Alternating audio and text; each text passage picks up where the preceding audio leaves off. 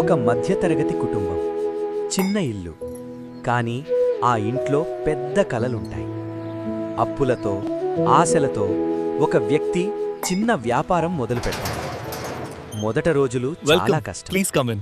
రోజుకొక్క customer వచ్చినా ఆ రోజు పండుగలా అనిపించే పరిస్థితి. కానీ అతను వెనక్కి తగ్గడు. కష్టాన్ని అలవాటుగా మార్చుకుంటాడు. నిజాయితీగా పనిచేస్తాడు. కాలం మారుతుంది. అతని కష్టం ఫలిస్తుంది. వ్యాపారం పీక్ లెవెల్కి చేరుతుంది. షాపులు పెరుగుతాయి. ఆర్డర్లు వస్తాయి. డబ్బు, గౌరవం, పేరు. ఇతను సక్సెస్ అయిన వ్యాపారి అని అందరూ చెప్పుకుంటారు. కానీ జీవితం ఒకేలా ఉండదు. ఒక్కసారిగా మార్కెట్ డౌన్, నష్టాలు, అప్పులు, నిద్రలేని రాత్రులు. నిన్నటి వరకు నవ్విన వాళ్ళు ఈరోజు ఫోన్ కూడా ఎత్తరు. ఒక రాత్రి అతను ఒంటరిగా కూర్చుని అనుకుంటాడు, ఇక నా జీవితం అయిపోయింది. నా కుటుంబానికి నేను భారమే.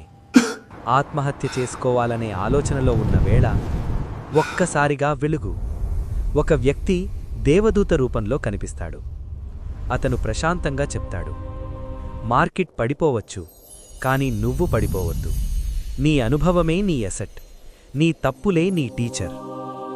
అతనొక కొత్త ఐడియా ఇస్తాడు. ట్రెండ్కి తగ్గ వ్యాపారం, డిజిటల్ మార్గం, నమ్మకం మీద బిజినెస్. ఆ మాటలు గుండెల్లో పడతాయి.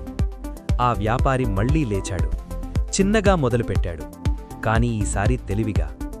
ఇప్పుడతని జీవితం సేఫ్గా, స్టేబుల్గా నడుస్తోంది. అతను అర్థం చేసుకున్న ఒక నిజం: సక్సెస్ శాశ్వతం కాదు, ఫెయిల్యూర్ అంతం కాదు.